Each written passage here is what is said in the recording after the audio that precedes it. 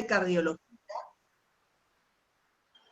con la Sociedad Peruana de Cardiología, representada aquí por el doctor Enrique Ruiz, por su persona, por el doctor Oscar Peralta de la filial Chiclayo, y nos honra también participar como sociedad a través de la conferencia de nuestro distinguido miembro, que es el doctor Germán Valenzuela, y obviamente nuestra bienvenida a nuestro ponente extranjero, colombiano, del país hermano de Colombia, doctor Luis Sáenz, electrofisiólogo, un tema muy interesante. Ambos temas prometen ser muy interesantes. Y yo felicito especialmente a la filial Chiclayo de nuestra sociedad. En este caso están con nosotros el doctor Héctor Portilla y el doctor César Cisniegas, quienes en medio de todas estas dificultades pues les da tiempo para empujar el carro de los eventos científicos y académicos. Agradezco la oportunidad y bienvenidos todos. Muchas gracias, doctora Sonia Indacochea. Invito al doctor Oscar Peralta para las palabras de bienvenida a nombre de nuestra filial. Tu micro, Oscar, por favor. Sí, ahí sí. Perfecto. Escuchamos. Bien. Buenas noches, doctor Segarra. Darle la bienvenida en primer lugar al doctor Luis Carlos Sáenz, presidente de la Sociedad Latinoamericana del Ritmo. Muchas gracias por su participación. Saludarlo a la doctora Sonia, al doctor Ruiz Mori, como presidente de la Sociedad Peruana de Cardiología. Agradecerle todo este trabajo conjunto que se ha venido haciendo para nivel de la filial, y esperemos que esta charla y tema sea de mucho interés para todos nuestros colegas y participantes en este evento. Saludo también al resto de ponentes, mis colegas el doctor Chaveste, el doctor César Cisniegas y el doctor Portilla. Buenas noches.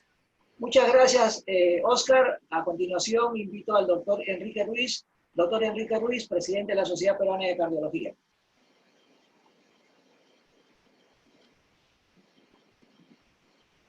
Doctor Enrique Ruiz,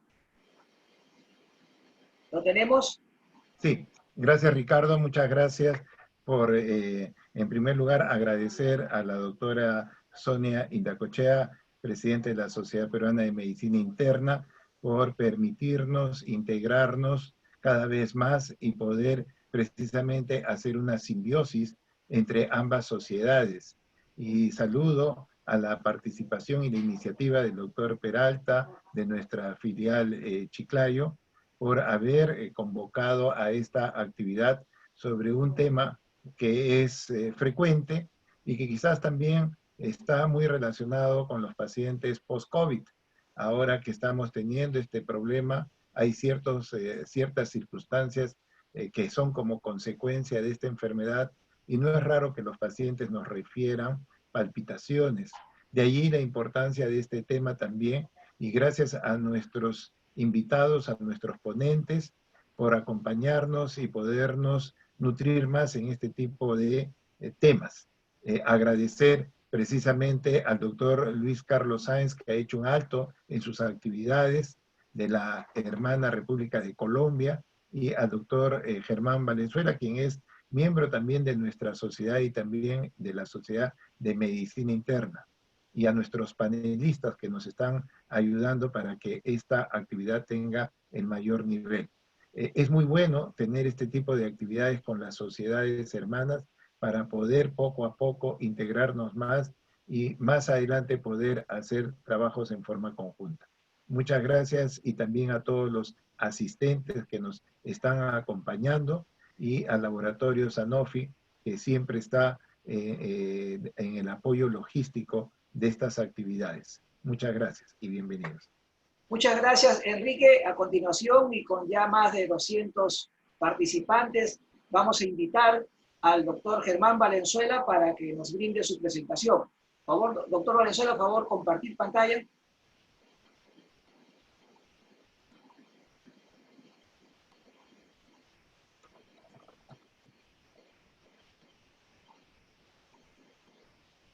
Se ve muy bien. Espero que puedan ver mi pantalla. Se ve bien y se escucha muy bien. Perfecto, Adelante. entonces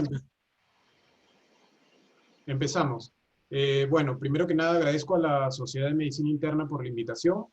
He preparado este tema expresamente para nuestra interacción, tratando de recordar a lo largo del paso de mi vida como residente todas aquellas enseñanzas que me ayudan en el día a día.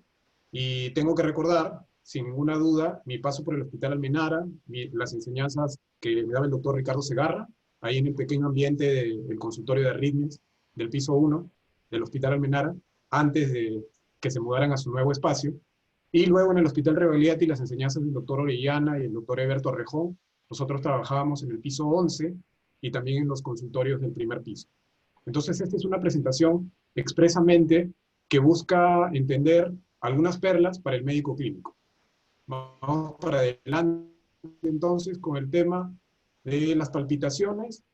Es muy difícil expresar desde un punto de vista semántico el significado de una palpitación, pero es un síntoma y tiene que ver con tomar conciencia de un latido cardíaco.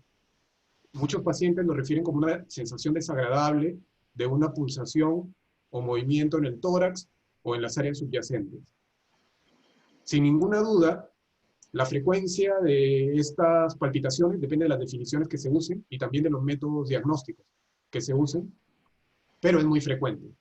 Por ejemplo, para el médico general representa el 16% de visitas y para cardiología representa la segunda causa de visitas, después del dolor torácico.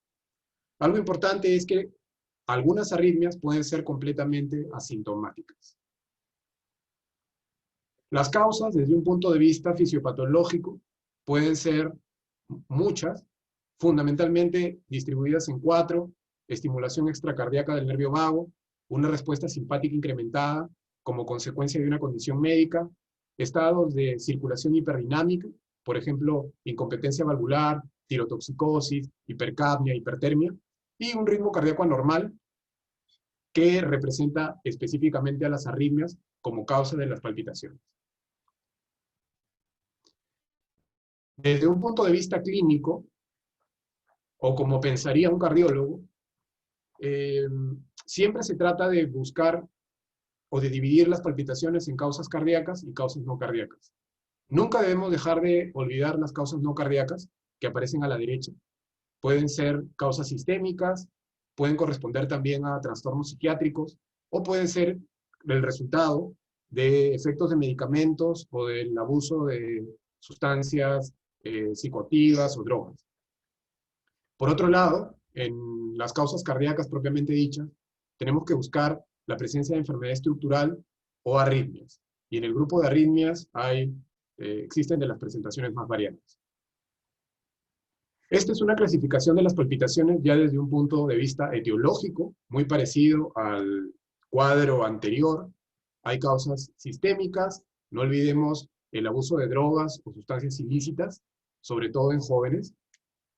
Palpitaciones debidas a enfermedad cardíaca estructural, palpitaciones de origen psiquiátrico, se describe, sin tratar de hacer diferencias de género, en la literatura, de que son más frecuentes en mujeres y en mujeres de edad juvenil.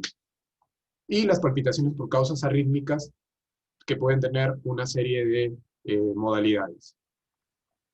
Esto es, por ejemplo, un caso clínico tomado de un libro de semiología. Aquí podemos ver a un paciente que se presenta a la consulta refiriendo palpitaciones, y es muy importante tomar la historia y examinarlo, pero antes de examinarlo, inspeccionarlo. Acá podemos ver en aumento un exoftalmos. También si miramos su cuello, puede haber un incremento, un bocio difuso. Y en el electrocardiograma, el hallazgo de una fibrilación auricular. Entonces es muy importante entender que más allá de la información del electrocardiograma, existe otra información importante que desde un punto de vista clínico puede también marcar la diferencia entre un diagnóstico o no. Los tipos de palpitaciones, me acuerdo mucho de las enseñanzas de la residencia, siempre me explicaban que existían palpitaciones extrasistólicas y taquicárdicas. Las palpitaciones extrasistólicas es el escape de un latido, es un latido irregular intercalado con latidos normales. El inicio y terminación pueden ser graduales y pueden presentarse inclusive en reposo. Las taquicárdicas es una sensación de aleteo en el tórax. El latido cardíaco es regular o irregular, puede ser marcadamente acelerado, el inicio y terminación puede ser súbito. Las situaciones disparadoras pueden ser el esfuerzo físico o el enfriamiento, y puede haber alguna alteración hemodinámica o muchas alteraciones hemodinámicas. Hay palpitaciones también relacionadas con la ansiedad dentro de este grupo, pero esencialmente si pudiéramos dividirlas en dos, tendríamos que encontrar las diferencias entre extrasistólicas y taquicárdicas.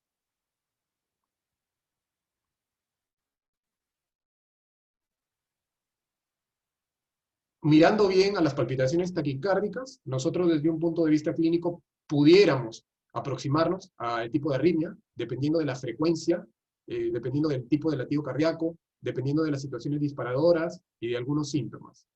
Hay un síntoma que se presenta aquí que es la poliuria, y un signo que es el signo de la rana. También las maniobras que uno realice, si es que la arritmia se interrumpe súbitamente, si es que con alguna maniobra de masaje de seno carotídeo logramos reducción de la frecuencia cardíaca, puede orientarnos desde un punto de vista clínico a un determinado tipo de arritmia. Sin embargo, vamos a ver más adelante que esto es un tanto más complejo.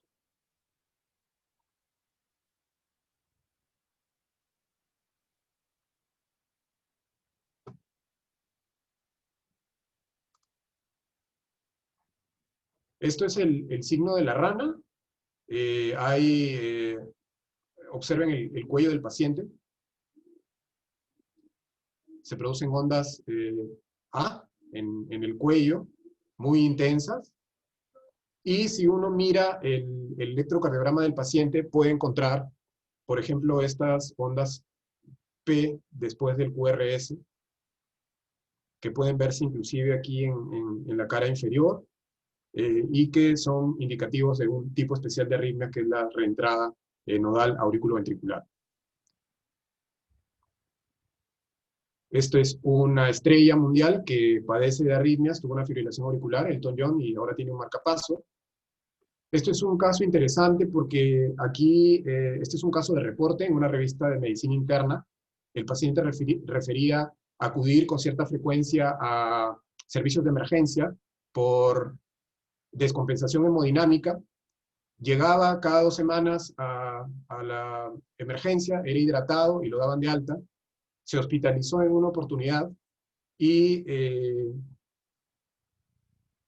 también no se encontraron ninguna causas. Se le estudió absolutamente para todo, con imágenes tomográficas, estudios de resonancia de glándula pituitaria, y justo cuando el paciente iba a ser dado de alta, presenta una diuresis de 2 litros, que era el patrón común de las hospitalizaciones anteriores, y se encuentra en el electrocardiograma estas ondas P, que son sugestivas de una taquicardia supraventricular, una taquicardia atrial. Y aquí se asocia taquicardias supraventriculares con poliurias masivas. Existe ya un mecanismo fisiopatológico que muestra cómo hay una interacción entre el péptido natriurético auricular, cómo hay una estimulación, el efecto sobre hormona antidiurética, sobre prostaglandina E, y esto puede generar diuresis masivas que generan descompensación hemodinámica, y el electrocardiograma en este caso fue diagnóstico en un caso de un paciente que refería esta descompensación hemodinámica y poliuria con cierta frecuencia. Este es Barry Manilow, otro artista también con palpitaciones. Desde un punto de vista presuntivo, entonces podemos nosotros hacer uso de los datos clínicos. Si una palpitación es rápida, regular, y tiene un signo de la rana positivo, probablemente estaríamos frente a una taquicardia nodal atrioventricular. Por ejemplo, si es rápida e irregular, podemos orientarnos a una fibrilación auricular, o a una taquicardia auricular, o a un flúter auricular. Si no hay signo de la rana, y a diferencia, la taquicardia es lenta e irregular, puede ser cualquier latido prematuro. Si no hay signo de la rana, y si hay signo de la rana positivo, latidos prematuros ventriculares. Estas son asociaciones desde un punto de vista teórico, pero pueden servir. Esta es una publicación que hicieron 2 de los hermanos Brugada en el año 1993, y es una aproximación bastante clínica al manejo de las palpitaciones. ¿Qué elementos en la historia del paciente son importantes? Sobre todo cuando las palpitaciones son paroxísticas. Las características de las palpitaciones, el modo de inicio, el modo de finalización, los factores iniciadores, los síntomas asociados, la incidencia y el efecto de tratamientos previos. Además de todos los estudios que se pueden practicar desde un punto de vista cardiológico, es muy importante escuchar al paciente, interrogarlo y entender estas características de las palpitaciones que hacen diferencia. ¿Y qué preguntas podemos hacerle desde un punto de vista clínico? Las circunstancias antes del inicio de las palpitaciones, si es que eran palpitaciones que se produjeron en actividad, si fueron con cambio de posiciones, si hubieron factores predisponentes, cómo comenzaron, cuántos episodios han habido, cómo fue el final y algunos otros datos, como por ejemplo la edad al inicio del primer episodio, enfermedades cardíacas previas, desórdenes psicosomáticos o sistémicos, historia familiar de enfermedad cardíaca, taquicardia o muerte súbita.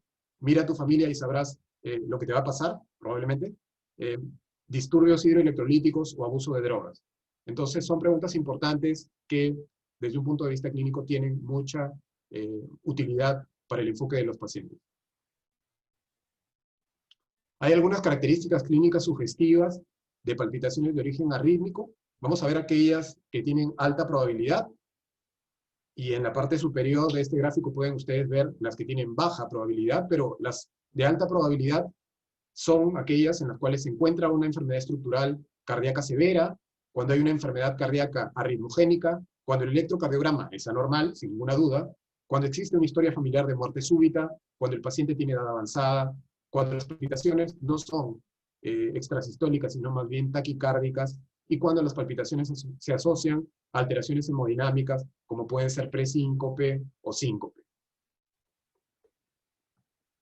Este es un dato muy interesante, es extraído de un estudio, de muchos estudios, de un metaanálisis, donde se encuentran algunos hallazgos clínicos que tienen importancia, como por ejemplo tener pulsaciones visibles en el cuello, se asocian a alta probabilidad de tener palpitaciones de importancia, o palpitaciones que afecten el sueño, podemos ver ahí el riesgo relativo, las palpitaciones durante el trabajo, la historia conocida de enfermedad cardíaca, el género masculino, y las palpitaciones que duran más de 5 minutos. Que tienen menos probabilidades de ser arritmias, historias de ataques de pánico o palpitaciones que duran menos de 5 minutos. Y hay algunos datos que, por ejemplo, los latidos rápidos en el cuello, pulsaciones visibles, probablemente con signo de la rana se traten de esta taquicardia por entrada nodal auriculoventricular. A continuación les voy a presentar 3 estudios de manera muy breve que hablan sobre la frecuencia de palpitaciones. Y son los 3 estudios que hasta la fecha han sido publicados, o los más importantes. El primero es de Barbara Weber, del año 96, el segundo es de Nicolás Clementi, en el 2018, y hay un estudio de encuestas norteamericano que es el de Probst, del 2014. ¿Qué tienen de interesante? Por ejemplo, el estudio de Weber, que es un estudio que se toma siempre como referencia para hacer clases de arritmias desde un punto de vista clínico. Estudió a 190 pacientes, el 30% eran hipertensos, tenían síntomas el 87%, y después de hacer los estudios se encuentra que hay causas cardíacas en un 43% y causas psiquiátricas en un 31%. Se encuentra que hay más frecuencia de género masculino, latidos irregulares, enfermedades cardíacas, palpitaciones de más de 5 minutos de duración, y es el primer estudio que muestra que las palpitaciones generan pérdida de productividad. Alteraciones en el trabajo, días perdidos o sensación de no estar bien en casa. Luego está el estudio de Probst, que es una encuesta de casi 400.000 pacientes. Se encuentra también un porcentaje de palpitaciones de tipo psiquiátrico en más o menos un 34%, y se encuentra que hay una mayor hospitalización a mayor edad. Si el paciente tiene menos de 30 años, la probabilidad de hospitalizarse era de 10%, y si era mayor de 70 años, la probabilidad de hospitalizarse era de 40%. El estudio de Clementi es muy particular porque los pacientes pasan por una unidad de arritmias, tenían arritmias en el 48%, y este estudio es muy importante porque muestra la importancia del electrocardiograma prehospitalario y el efecto que se hace evaluando al paciente de una manera protocolizada dentro de una unidad. Puede verse que aquí, que la mayor cantidad, como en las barras, de color celeste, la mayor cantidad de diagnósticos se hicieron desde un punto de vista prehospitalario o en esta unidad de arritmias. De hecho, el 78% de pacientes fueron diagnosticados el primer día. Y un porcentaje no despreciable fue hecho durante el manejo prehospitalario. La causa más frecuente fue fibrilación auricular, y este estudio muestra la importancia del electrocardiograma que regisra la arritmia prehospitalariamente o durante la admisión. Estos pacientes estuvieron en una unidad de arritmias por aproximadamente 6 horas, donde eran evaluados con un registro electrocardiográfico continuo y tienen un 81% de diagnóstico, pero recordemos, muchos de ellos ya tenían una arritmia previa. Este es Miles Cyrus, una joven con palpitaciones. Existen algunos marcadores electrocardiográficos de arritmia en pacientes con ritmo sinusal. Aparecen en esta tabla. Es importante identificar algunos de ellos para entender que la presencia de, por ejemplo, una hipertrofia ventricular izquierda podría tener una mayor probabilidad de que el paciente haga fibrilación auricular o taquicardia ventricular. Por ejemplo, la presencia de ondas Q, asociarse a enfermedad isquémica cardíaca y una fibrilación auricular o taquicardia ventricular, y otros patrones que pueden ustedes ver en este gráfico construido específicamente para esta charla. Desafortunadamente, el valor predictivo de la historia clínica y el examen físico en la práctica general es bajo. Es decir, nosotros debemos hacer una buena historia, examinar apropiadamente al paciente, tratar de identificar todas estas perlas que les estoy comentando. Sin embargo, la capacidad que tiene esto de ayudar o contribuir al diagnóstico es baja, pero no por eso debemos dejar de hacerlo. Este es un estudio hecho en Holanda, con 41 médicos generales, y aquí a la derecha podemos ver cuál fue la capacidad del médico general para predecir una arritmia cardíaca. Y podemos ver que, por ejemplo, cuando un médico no predijo la arritmia, en la parte de abajo es el porcentaje de médicos que predecían, y en el eje de las ordenadas, el número de pacientes. Por ejemplo, cuando no predijo ninguna arritmia, uno de los pacientes tenía una arritmia grave y 3 tenían arritmias que fueron consideradas para este estudio moderadas. Y puede verse que la predicción en general es baja, utilizando la historia clínica y el examen físico. Por lo cual debemos considerar un algoritmo diagnóstico, y este algoritmo diagnóstico debe incluir un electrocardiograma. Puede incluir también, o debería incluir, una ecografía cardíaca, sobre todo si hay síntomas cardiovasculares o factores de riesgo. Podemos utilizar monitoreo electrocardiográfico para palpitaciones frecuentes, y estamos aquí en 2 caminos. Un diagnóstico confirmado que tiene una anomalía estructural con un electrocardiograma que puede ser anormal, y si es anormal debemos considerar referirlo a cardiología o electrofisiología. En el caso en el cual tengamos palpitaciones inexplicables, tenemos que seguir haciendo más estudios. Y aquí también podemos estar en un corazón estructuralmente normal o un paciente que tenga enfermedad cardíaca estructural con un electrocardiograma normal. En el caso en el que se considere, puede también referirse a cardiología o específicamente a la subespecialidad de electrofisiología. Si las palpitaciones son infrecuentes o no se presentan con mucha frecuencia, no valdría la pena sopesar cuál es el impacto sobre los pacientes para hacer más estudios o referencias adicionales. Este es otro tipo de algoritmo diagnóstico, pero en general todo algoritmo está enfocado en buscar si hay una enfermedad cardíaca estructural o no, sin dejar de lado toda la investigación desde el punto de vista de la historia y el examen físico para descartar causas sistémicas que generen palpitaciones. Existe también, ya demostradamente, la utilidad del electrocardiograma ambulatorio con dispositivos tanto de primera generación como dispositivos de última generación, cuando deberían indicarse siempre después de una buena historia, después de un examen clínico, después de tener un electrocardiograma, para tratar de justificar o llegar a diagnósticos adicionales buscando posibilidades de arritmias, enfermedades, en caso de enfermedades estructurales o historia familiar de muerte o presencia de canalopatías, un paciente que necesite explicación de los síntomas, también en ellos está indicado hacer más estudios, o que los síntomas justifiquen la terapia, o que necesitemos evaluar cuál es el efecto de la terapia que estamos administrando.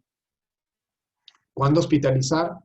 Podemos hospitalizar a los pacientes para el diagnóstico o para definir el tratamiento. Ahí están las razones. Siempre es importante considerar, cuando no tenemos claro el caso, la hospitalización, o sobre todo para definir qué tratamiento voy a indicarle a ese paciente. En el estudio de Weber, que es el estudio que mencioné, solamente el 5% de pacientes se hospitalizó. Este es otro artista, es Gene Simons de Keith, también estudiado por palpitaciones. Y llegamos al momento de la referencia. ¿A qué paciente referir? A pacientes con palpitaciones frecuentes o persistentes, a pacientes que tienen palpitaciones sostenidas rápidas, a pacientes que tienen síntomas asociados significativos, como presíncope, síncope, falta de aire, dolor torácico, historias familiares o recurrentes de síncope, muerte súbita, también son importantes, o alteraciones que nosotros detectemos en el electrocardiograma, como por ejemplo, que son importantes, como síndrome de preexcitación, anormalidades eléctricas a nivel de la repolarización ventricular, un patrón de Brugada, un patrón de repolarización precoz. Todo esto debería obligarnos a referir a los pacientes para obtener una información adicional por parte de algún colega. Este es Beethoven, y quiero comentarles que en alguna de las obras de Beethoven, examinadas por un electrofisiólogo, se especula que hay variaciones que pudieran apoyar la teoría de que Beethoven padecía de palpitaciones desde un punto de vista extrasistólico. Hay cambios importantes dentro de la música de este famoso artista. ¿Cuál es el pronóstico de las palpitaciones? Sin ninguna duda dependen de la etiología y de las características clínicas del paciente. Hay datos muy escasos del pronóstico a largo plazo. La mortalidad es baja, 1.6% en causas cardíacas. La recurrencia puede ser frecuente, y no olvidemos que 1 de cada 3 puede tener un compromiso en la calidad de vida. De hecho, el estudio de Weber demostró un efecto importante en la productividad de los pacientes. Para concluir, recordemos que desde un punto de vista clínico, en los pacientes con palpitaciones son esenciales la historia, el examen clínico, pero historia y examen clínico, ya hemos visto, son de ayuda, pero la proporción en la cual ayuda es baja, pero no por eso debemos desecharlas. Y encontrar en el electrocardiograma una fuente importante de datos, sobre todo si es que registra la arritmia, desde un punto de vista prehospitalario o en el momento en el cual el paciente llega al hospital. Sin ninguna duda, debemos hacer uso de un algoritmo diagnóstico buscando evaluar predominantemente la presencia de cardiopatía estructural. Ahí cambia todo el panorama. Existen otros estudios adicionales que deben ser indicados desde un punto de vista racional. Hay también estudios de costo-efectividad de determinadas pruebas. Se puede elegir una sobre otra, sobre todo desde una concepción de los sistemas de salud, pero no debemos olvidar que existe la posibilidad de hospitalizar al paciente o referirlo cuando realmente consideremos que estas alternativas son las mejores para ellos. Con esto termino y les agradezco por su atención. Muchas gracias, doctor Valenzuela. Por favor, dejar de compartir pantalla. Invitamos a continuación al doctor Luis Carlos Sáenz para su presentación. Luis Carlos, te escuchamos. Bueno, muy buenas noches a todos. Quiero agradecerle a los organizadores de este evento por su amable invitación para participar y por supuesto a la amable audiencia que se ha unido a esta actividad. Quiero que por favor me confirme, doctor Segarra, si me están escuchando bien y si se está viendo mi pantalla. Perfectamente, se ve y se escucha muy bien. Adelante, Luis Carlos. Ok, muchas gracias. Bueno, en esta noche tengo la oportunidad de hablarles acerca de la evaluación y el reconocimiento y evaluación y tratamiento de las extrasístoles ventriculares que son asociadas a muerte súbita y a tormenta eléctrica.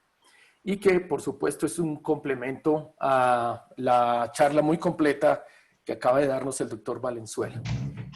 Empiezo por mencionarles, entonces, que al igual que cualquier paciente con palpitaciones, al igual que en cualquier paciente que tiene arritmias ventriculares de cualquier tipo, también en el paciente que tiene muerte súbita cardíaca o tormenta eléctrica, la evaluación inicial siempre se dirige a definir si el paciente además tiene enfermedad estructural cardíaca, ¿verdad?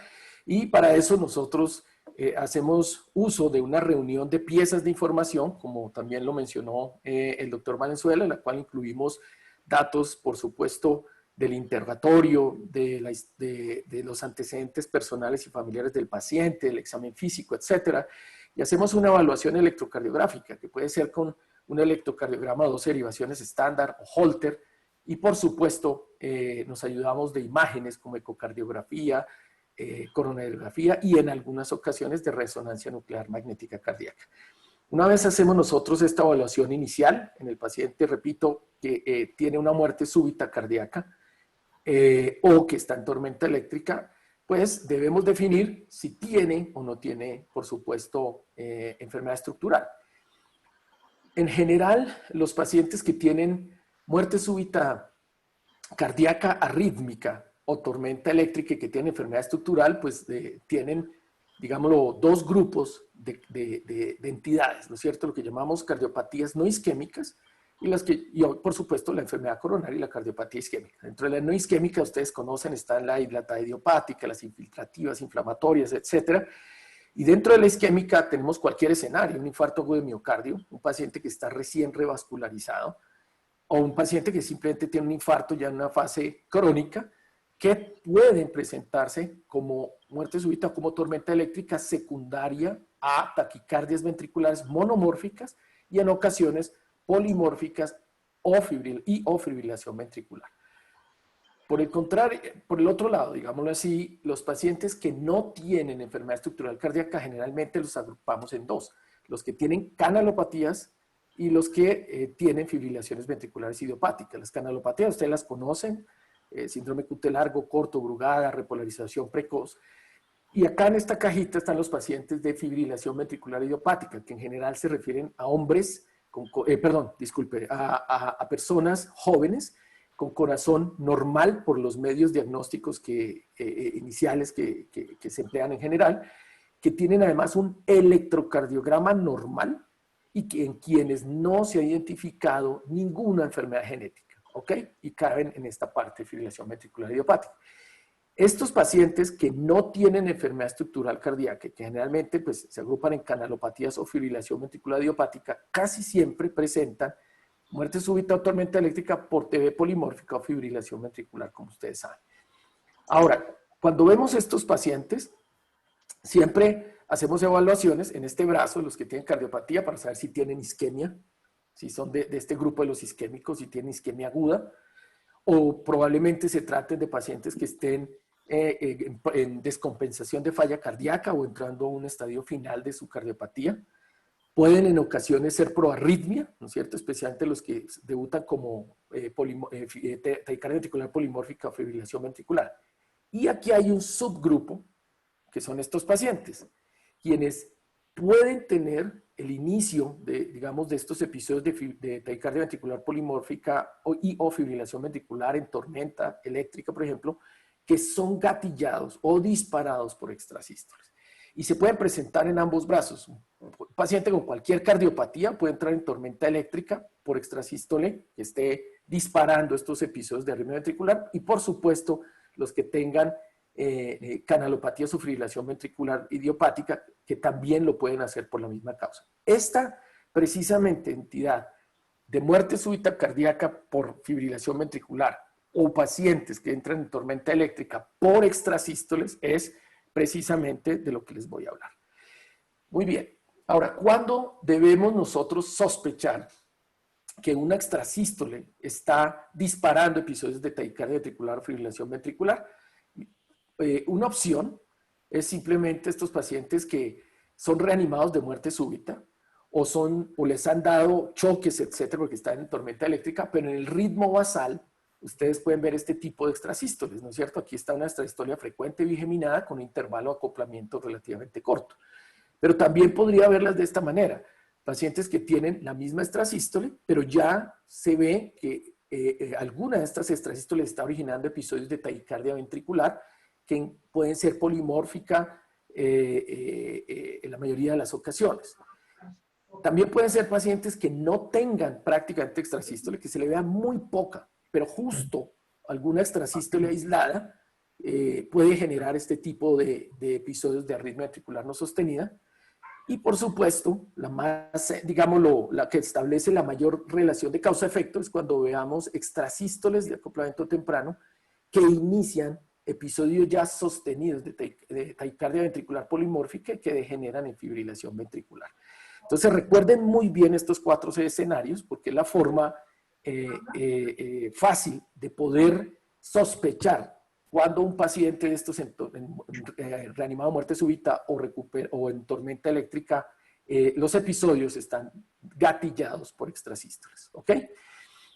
También los podemos ver en Holteres y también por los registros intracavitarios de marcapasos, cardiodesfibriladores, etc. Ustedes pueden ver acá un electrodo en la cavidad ventricular derecha y pueden ver el ritmo normal censado aquí como señal intracavitaria. Aquí viene una extrasístole. Ustedes pueden ver que la morfología de la señal intracavitaria es similar. Viene la misma extrasístole e inicia este episodio de fibrilación ventricular. Ok, entonces les voy a mostrar unos ejemplos prácticos por escenarios. Vamos a hablar primero de este escenario, de tormenta eléctrica, por ejemplo, en pacientes con cardiopatía isquémica. Ustedes pueden ver este caso. Es un caso de nuestra práctica de un paciente de 53 años que tiene un infarto anterior agudo, ¿no es cierto? Y a quien se le realiza una angioplastia en la arteria ascendente anterior, su fracción de eyección es del 20% en ese momento, y después de que le hace la angioplastia empieza a presentar tormenta eléctrica por episodios de taquicardia ventricular muy rápida de varias morfologías que lo inducen inmediatamente en shock, y requiriendo básicamente casi que una descarga por hora. Tiene este episodio de arritmia ventricular y este ecocardiograma, en donde ustedes pueden ver digamos un coágulo, obviamente de alto riesgo embolígeno, móvil, de reciente formación en la punta del ventrículo izquierdo, obviamente asociado pues a la gran zona de infarto que tiene. Y nos llaman a cuidado intensivo para ver cómo podemos ayudar. ¿Por qué? Porque el paciente está refractario. Lo tienen con beta bloqueador, amidarona, lidocaína, cuanta cosa. Le vuelven a hacer cateterismo, se dan cuenta que la angioplastia y demás está perfectamente permeable. Y el paciente básicamente está muriendo y nos dicen pues que podemos ayudar. ¿Ok? Y en este caso en particular es importante, como en todos, tormentas eléctricas, pacientes abortados de muerte súbita o recuperados, perdón, es siempre importante observar si se tiene la oportunidad de tener el registro de la arritmia, ir al primer latido que la ocasiona. Generalmente vemos la fibrilación y por ver la fibrilación no vemos el gatillo disparador que es fundamental. Y ustedes pueden ver acá, ¿no es cierto?, este latido. Ven de hecho pues un infarto, en sinusal se ve un infarto anterior extenso acá, ¿verdad? Y en este caso en particular, sospechamos que pudiese tratarse de una tormenta eléctrica disparada por una extrasístole. ¿Por qué? Porque cuando fuimos a verlo y el paciente ya estaba recién chocado, estaba en ritmo sinusal, presentaba este electrocardiograma. Y ustedes pueden ver aquí cómo el ritmo sinusal está bigeminado, está en presencia pues de una extrasístole ventricular bigeminada. Lo más importante es que miren la extrasístole de acoplamiento temprano, la misma morfología, ¿no es cierto? Latido tras latido, que entre otras es idéntica a la que inició la arritmia, ¿verdad? Entonces, esta es una de las formas de reconocer esta entidad. Si ustedes además se dan cuenta, el QRS de la extrasístole era estrecho. Esto medía 80 milisegundos, tal vez, que yo recuerde. Y digamos, ya por electrocardiografía sabíamos que probablemente venía del fascículo anterior. Era bloqueo rama derecha en B1 con eje inferior y negativo en D1 y transicionando más o menos hacia B4, que nos recordaba que era una extrasístole de posible origen fascicular, precisamente por lo estrecho del QRS. En ese momento, pues conociendo entonces pues este caso, nosotros decidimos pasar el paciente a ablación. ¿Y por qué?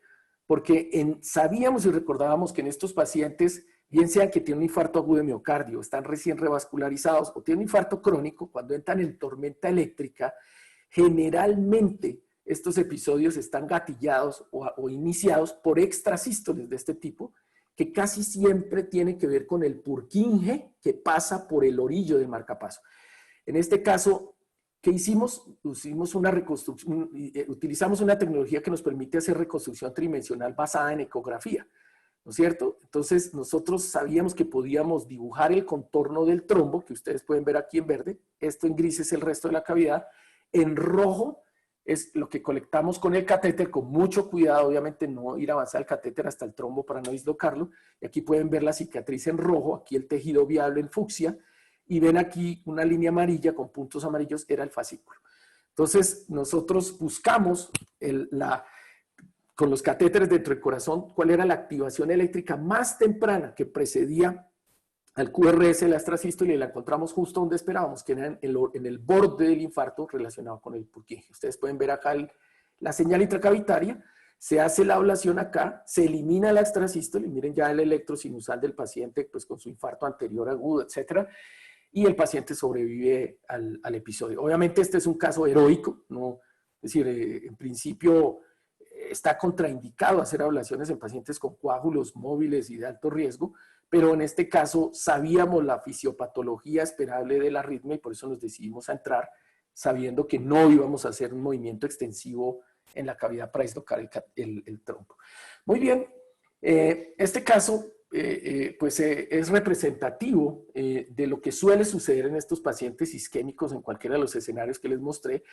Y ya hay, digamos, hace rato series publicadas, como esta del doctor Natal, hace por lo menos 15 años, en donde él tomó una serie de pacientes de características similares, incluso con infartos ya crónicos, no estaban en infarto agudo, y veía cómo en estos pacientes, de manera reproducible, los episodios de tormenta eléctrica eran iniciados por extrasístoles que se encontraban en los bordes de las cicatrices y en donde se registraban este tipo de potenciales o electrogramas que sugieren una actividad como del sistema de Purkinje, ¿ok? Y la ablación en el borde de la cicatriz, en estas zonas donde se muestra este tipo de actividad, pues limitó de manera efectiva y controló pues las tormentas eléctricas de estos pacientes. Hay estudios ya multicéntricos publicados de manera reciente en el cual se ve cómo en este tipo de pacientes cuando se identifica esa extrasístole y se ablacta, miren cómo baja el número de episodios de taquicardia, de fibrilación ventricular.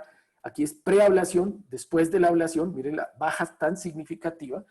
Y estos pacientes, digamos, se disminuye muy significativamente la cantidad de tormenta eléctrica o de episodios de arritmia ventricular, pero obviamente estos pacientes pueden morir intrahospitalariamente ya por falla de bomba y demás. ¿Ok? Lo mismo pasa en el seguimiento. Los pacientes que sobreviven al infarto y que se le eliminó la tormenta eléctrica mediante ablación de estas extrasístoles, pues en el seguimiento a largo plazo, los que sobreviven, pues ya no vuelven a hacer tormenta, hacen alguno que otro episodio aislado de arritmia ventricular, pero al fin y al cabo sobreviven, ¿ok? ¿Por qué el Purkinje tiene que ver en estos pacientes? ¿Por qué es tan importante explicando la aparición de estas extrasístoles que gatillan o disparan esas tormentas eléctricas? Bueno, como ustedes saben, las células de Purkinje sobreviven de mucha mejor manera a los infartos transmurales, ¿no es cierto? De hecho, hay un caldo de cultivo perfecto porque digamos, en las zonas, en los bordes de los infartos, estas fibras de Purkinje que sobreviven además tienen un incremento de la automaticidad que pueden disparar precisamente por actividad gatillada estas extrasístoles, ¿ok? Muy bien. Entonces, recuerden que en estos escenarios, bien sea infarto agudo de miocardio, pacientes crónicos estables isquémicos o recién revascularizados, estas tormentas eléctricas pueden estar relacionadas con estas fibras de Purkinje y extrasístoles que emanan de ellas, activando circuitos reentrantes que se convierten en fibrilación ventricular y tormenta eléctrica. Muy bien, esta es la forma como dentro del laboratorio reconocemos estas fibras de Purkinje. Esta es la señal eléctrica. Pueden aquí ver este tipo de señales muy rápidas para los electrofisiólogos. Es la forma como sabemos que es una señal de Purkinje y generalmente se ven en el ritmo sinusal y se ven durante la extrasístole precediendo al QRS durante la taquicardia. Y ese es el marco de nuestra terapia. Aquí ven otro ejemplo, un infarto inferior. Esto es crónico, aquí no estaba revascularizado ni había isquemia aguda. Y pueden ver una extrasístole bigeminada, como la misma extrasístole hace el mismo fenómeno. Una extrasístole relativamente temprana, tormenta eléctrica. Muy bien, ahora vamos a otra casilla. Es tormenta eléctrica disparada por extrasístoles en pacientes con canalopatías.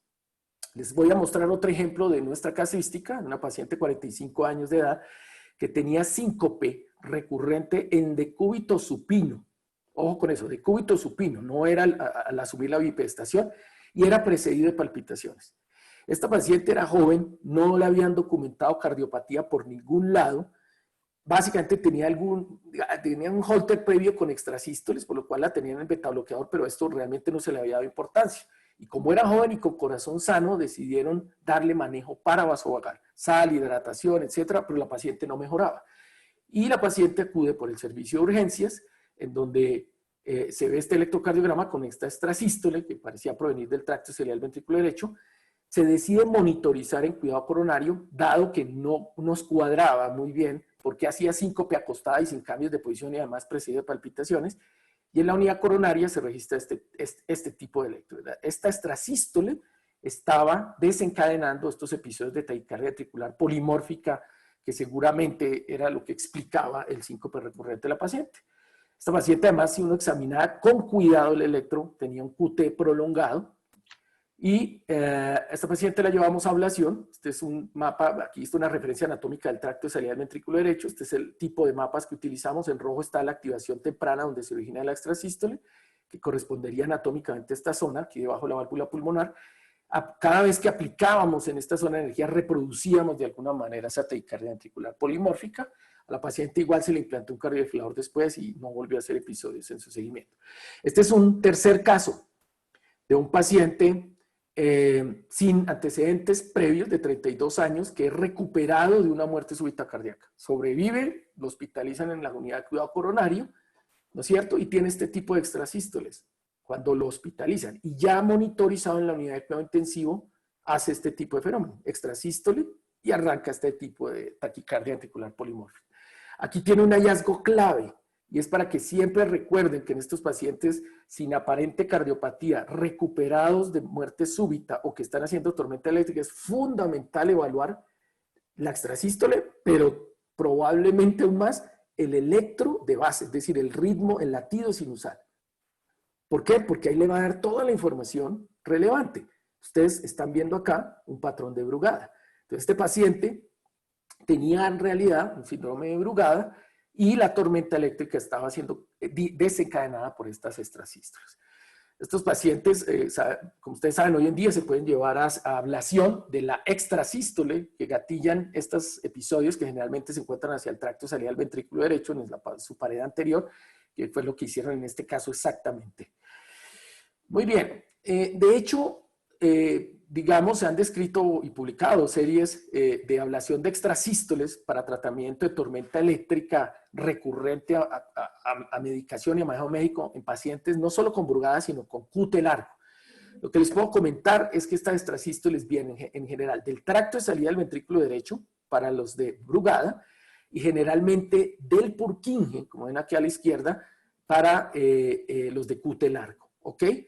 Estas series han mostrado además que si eliminan la extrasístole que origina estos episodios de taquicardia ventricular o de fibrilación ventricular mejor, con choques frecuentes de dispositivo, muerte súbita o tormenta eléctrica, los resultados en el largo plazo son buenos. Es decir, la tasa de recurrencia en tormenta es relativamente baja. Estos estudios han mostrado también y han permitido mostrar que los extrasístoles que desencadenan estos episodios pueden ser de acoplamiento relativamente corto, como pueden ver acá, pero también pueden ser los de acoplamiento largo. Ustedes pueden ver acá que esta extrasístole no es temprana realmente y aún así desencadenar episodios de fibrilación ventricular. Aquí ustedes pueden ver diferentes morfologías de extrasístoles para que aprendan a reconocerlas. Son QRS estrechos con morfología de lo que es raíz izquierda, casi siempre están sugiriendo fascículo del lado izquierdo. Si es eje superior, será fascículo inferior. Si es eje inferior, será el fascículo anterosuperior. ¿Ok? Muy bien. Este es otro ejemplo de otro paciente que tiene una entidad un poco más rara. en donde ustedes pueden ver acá estas señales, ¿no es cierto? Era un patrón de repolarización precoz con un supranivel del punto J y con lo que se llama notch acá en la pared inferior. Y pueden ver cómo esta extrasístole desencadena episodios de fibrilación ventricular en este paciente. Es muy importante siempre ver el electrocardiograma del paciente en el momento agudo. Es decir, si un paciente llega recuperado de muerte súbita y ustedes creen que no tiene cardiopatía, porque por el interrogatorio, por todo lo que se pueda, ojo con el electrocardiograma. Siempre el electrocardiograma clave de evaluar es en el momento de la urgencia o de la tormenta. ¿Por qué? Porque es generalmente cuando las canalopatías se manifiestan, ¿no es cierto? Es más, se sobremanifiestan. Ustedes pueden ver acá el electroambulatorio en este paciente de repolarización precoz con un slurring acá, y pueden ver justo cuando empiezan los episodios de fibrilación ventricular cómo este patrón de repolarización precoz se exagera de una manera muy significativa. Estos patrones, sea QT largo, Brugada, repolarización precoz, etcétera, suelen esconderse después de los episodios agudos. Ese es el problema. Incluso dentro de la misma hospitalización. Entonces tengan mucho cuidado cuando evalúen estos pacientes. Siempre vayan al del episodio agudo, y de hecho se han presentado a veces algunas demandas porque se pasa por evaluar el electrocardiograma de urgencia y claro, después aparece normal durante la hospitalización y se puede pasar el diagnóstico, por ejemplo, en paciente con síncope, que es un problema porque se confunde con vasovagal y resulta que tiene una calopatía, esos pacientes obviamente pueden morir. En repolarización precoz, también hay estudios que han mostrado cómo si se buscan las extrasístoles, se pueden eliminar esos episodios de tormenta eléctrica. Aquí pueden ver, generalmente esas extrasístoles pueden venir de la pared inferior del ventrículo izquierdo relacionadas con el Purkinje nuevamente. ¿Ok? Les voy a mostrar un último escenario, que es el paciente con fibrilación ventricular idiopática. Ese es aquel joven, corazón sano, electronormal, que no tiene ningún síndrome genético identificado. Y aquí pueden ver este paciente con un electro de esas características, 40 años, ¿no es cierto?, recuperado de muerte súbita, que va a un implante, un cardiodesfibrilador, le llevan un estudio electrofisiológico que fue completamente normal, y el paciente meses después llega con tormenta eléctrica, múltiples choques del fibrilador, y ustedes pueden ver acá estas extrasístoles generando estos episodios de T polimórfica. Pero si uno se concentra en la extrasístole, la primera que origina el episodio, ven que es de acoplamiento corto, y su morfología para los electrofisiólogos sugería que fuera de la banda moderadora del ventrículo derecho. Ok, esto es más de lo mismo. Y acá, perdón, la señal intracavitaria, donde se ve la extrasístole en el cardiodesfibrilador y el episodio de fibrilación ventricular. En este paciente en especial, este paciente es fue hecho por el doctor Fermín García de la Universidad de Pensilvania, que me prestó este caso, entre otras. Se utiliza la misma tecnología de reconstrucción tridimensional. Ustedes pueden ver aquí la banda moderadora. Sobre esa banda se colocan catéteres, catéteres de este tipo, donde se registra, ¿no es cierto?, este tipo de señales que parecen Purkinje nuevamente, que son muy tempranas respecto al QRS del electro y que generalmente nos dicen que ahí está el origen de la arritmia, se ablacta y se controla la tormenta.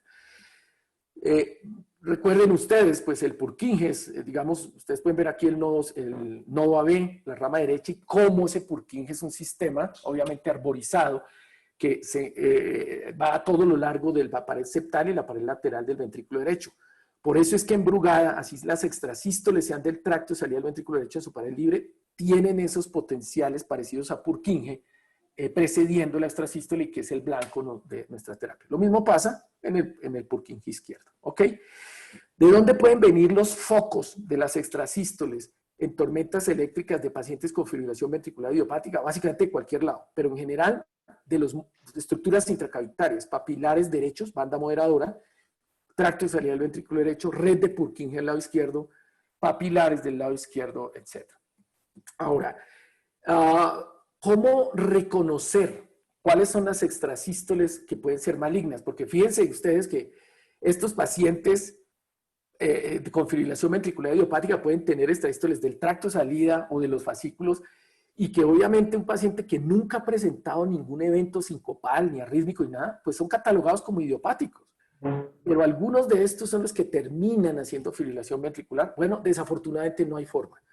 Hasta la fecha no hay indicadores que sean probados y ampliamente aceptados para diferenciar cuál es el paciente que tiene alto riesgo. Recuerden que antes se creía que era el intervalo de acoplamiento, hoy sabemos que puede ser corto o largo y producir lo mismo.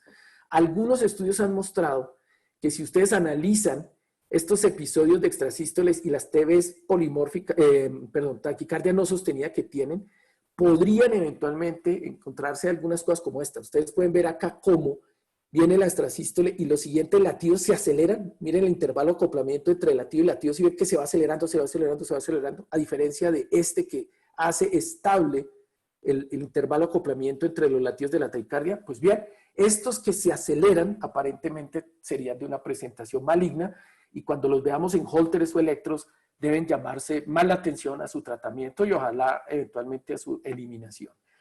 Muy bien, con esto quiero terminar diciéndoles que cuál es la indicación aceptada hoy para hacer ablación de extrasístoles que desencadena fibrilación ventricular y tormenta eléctrica. Son aquellos pacientes en quienes se les identifica una extrasístole de una morfología consistente, es decir, es la misma morfología, no son polimórficas, y que son de acoplamiento relativamente temprano, tardío, pero que digamos pueden estar desencadenando episodios de TB polimórfica, así sean no sostenidos, o incluso fibrilación ventricular, y cuyo tratamiento sea fallido en terapia médica, es decir, les dan betabloqueadores antiarrítmicos como quinidina, isoproterenol, por ejemplo, para brugada o síndrome de repolarización precoz, y a pesar de eso siguen teniendo choques y tormenta eléctrica. En ellos está indicada la ablación. ¿Ok? Bueno, yo creo que voy a dejar ahí porque ya me pasé 2 minutos. Muchas gracias por su atención y con gusto pues espero las preguntas. Muchas gracias, Luis Carlos, y luego vamos a pasar a nuestro rol o sesión de preguntas y invitamos al doctor Héctor Portilla Jacobo para un comentario o pregunta a los ponentes. Doctor Portilla, por favor. Sí, buenas noches. En primer término, agradecer a la Sociedad Peruana de Cardiología y a la Sociedad Peruana de Medicina Interna y al Laboratorio Sanofi por la oportunidad de compartir con connotados colegas. Y sobre todo, para conversar de algo que fascina a los médicos internistas, ¿no? Este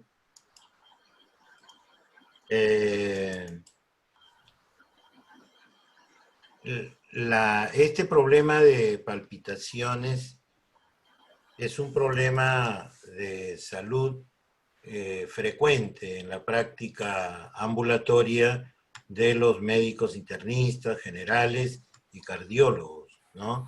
Realmente nos hace recordar cuando muchos años atrás en el hospital, recuerdo el 2 de mayo, nuestros maestros nos decían que en semiología de las palpitaciones había que marcar el ritmo con los dedos de la mano. Que eso, y es verdad, ayudaba a tener al médico una idea si este era un ritmo rápido, regular o irregular, o un ritmo lento, regular o irregular. Así también cuando teníamos la noción de una taquicardia supraventricular, el uso del masaje carotidio o de la maniobra de Valsalva, ¿no? Interesante, que en muchos casos nos ayudaba a resolver los problemas en las situaciones en que en nuestro hospital de carencia de ayuda inmediata. Pero bueno, ese es el lado de recordatorio hermoso y fascinante. Toca entonces, además de felicitar a los colegas ponentes por su excelente conferencia, preguntar, en el caso, doctor Valenzuela, de que usted evalúe un paciente con palpitaciones y luego de hacer, como usted bien ha dicho, la historia clínica minuciosa, el examen físico, incluso hasta el uso del electrocardiograma, y adicionalmente para mal, el paciente tiene un desorden de pánico y le insta a querer tener un diagnóstico. ¿Qué actitud generalmente toma usted en estos casos? Es una buena pregunta porque depende de la perspectiva ya desde un punto de vista de economía de la salud, de la cual se analice el caso. Sin embargo, debe primar siempre el criterio médico. Me refiero a la perspectiva del pagador, porque definitivamente todas las pruebas que nosotros solicitemos tienen que estar bien orientadas, basadas en evidencia y que sigan un flujo bien establecido. Lo más importante, creo yo, del tipo de paciente que usted presenta es interactuar con él, conocer para descartar todas las causas sistémicas de sus palpitaciones. En lo personal, en medicina interna siempre uno trata de buscar compromiso orgánico y luego de descartar que existe un compromiso orgánico nos vamos hacia las causas psiquiátricas. Recientemente atendí a una mujer a quien iba a mandar a psiquiatría, una señora que refería palpitaciones, pero en sus pruebas hormonales, una señora de 65 años, pero en sus pruebas tiroideas encontré que tenía un hipertiroidismo. Entonces, antes de considerar causas psiquiátricas, busquemos lo orgánico, sigamos las guías para poder orientar apropiadamente nuestros estudios y que nuestros estudios sean reconocidos también por los pagadores o por los financiadores de salud. Ese sería mi comentario. Muchas gracias, doctor Valenzuela. A continuación, invitamos al doctor Óscar Peralta para una pregunta o comentario. Por favor, doctor Peralta. Sí, doctor Segarra. Agradecer, bueno, no sé si me puedo activar el video, en fin. Agradecer al doctor Luis Carlos Sáenz por su magnífica presentación, igual el doctor Germán Valenzuela.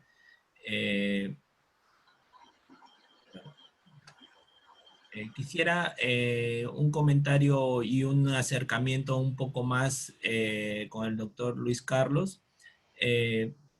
Estamos viendo, bueno, quizás siempre ha estado, pero uno poco lo ha tenido en cuenta, las extras del tracto de salida del ventrículo derecho, ¿no? Ahora se ve, no sé si mediado por descarga adrenérgica, en estas circunstancias que se ve actualmente, ¿no? Entonces, quisiera saber si más allá de un paciente que tenga extras del tracto de salida del ventrículo derecho, que no alcance la carga rítmica, la densidad, solamente sea sintomático, que no te genere, digamos, dilatación de cavidades, ¿en qué momento o cuál es el punto para decidir llevarlo a ablación, ya que la consideramos generalmente no malignas, no tan malignas, ¿no? Pero por ahí son muy sintomáticas y molestosas para el paciente? ¿Qué opinión le merece, doctor Luis Carlos? Bueno, muchas gracias por la pregunta, doctor.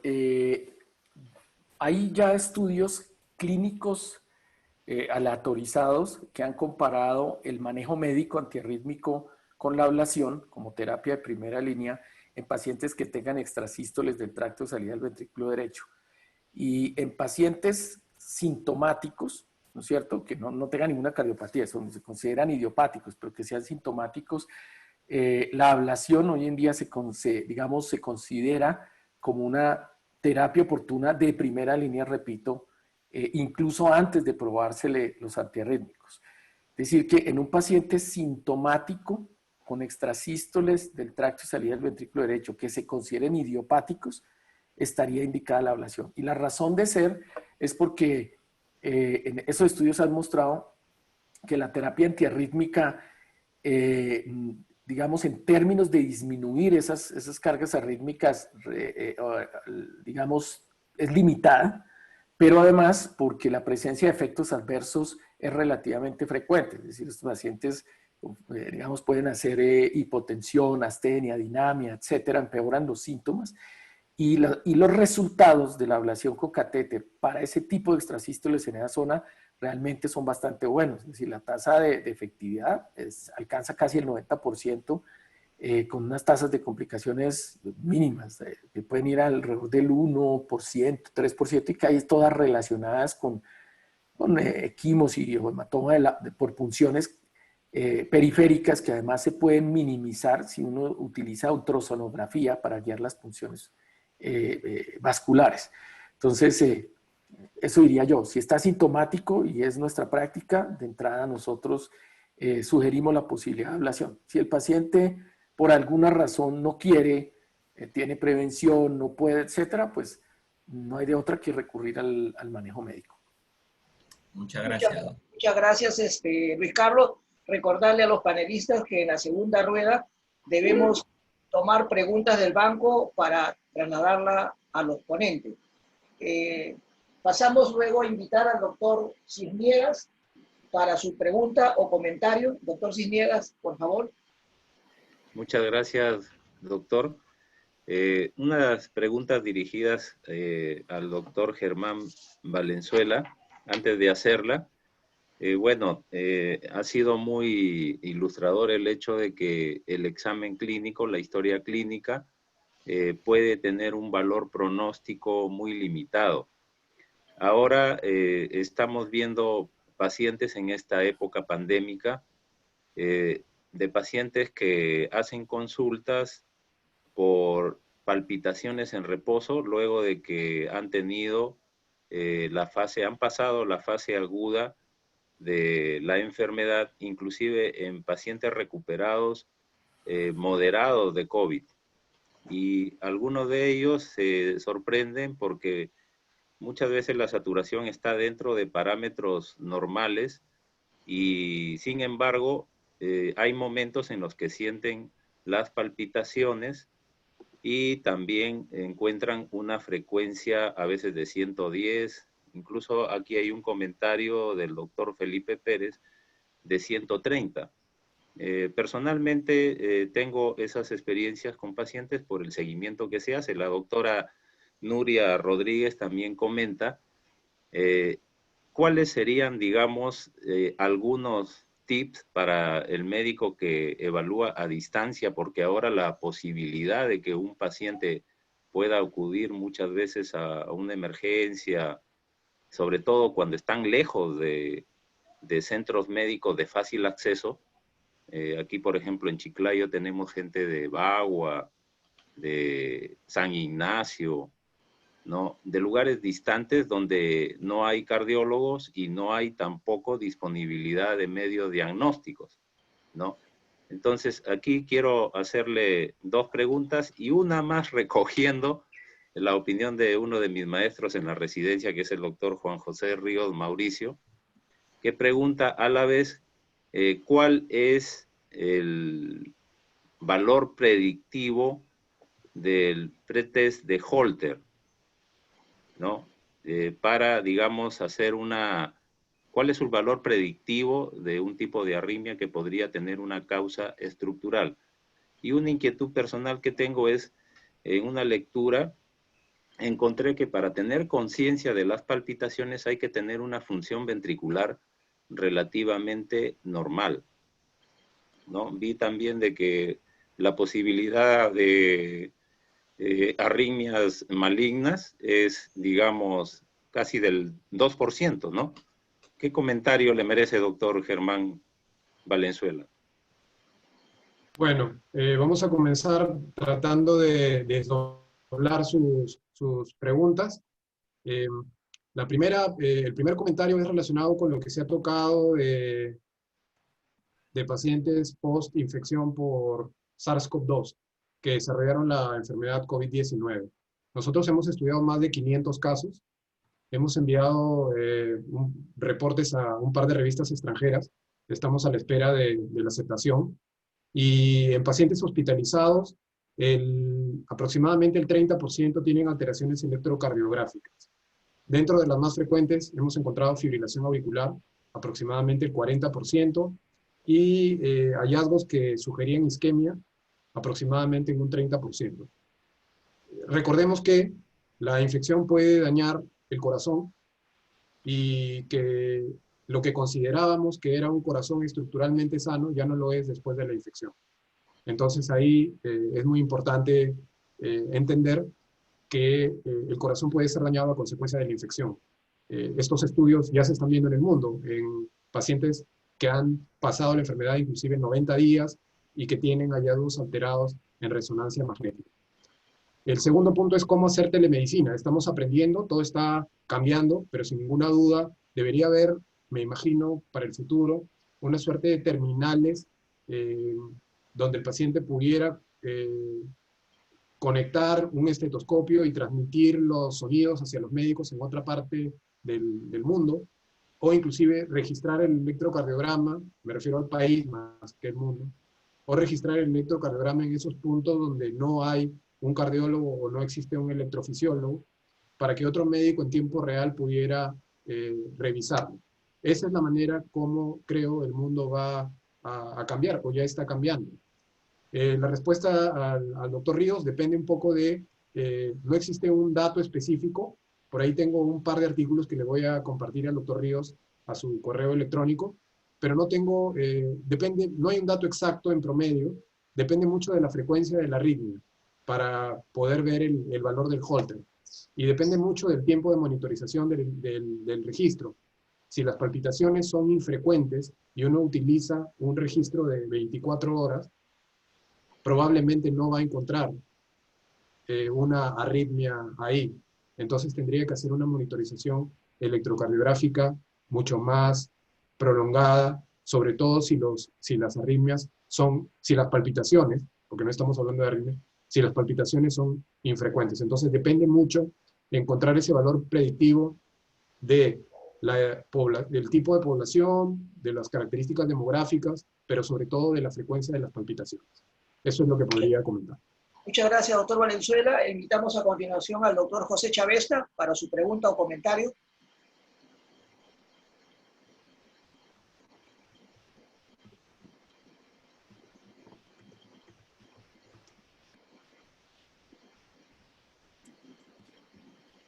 Doctor Chavesta, por favor.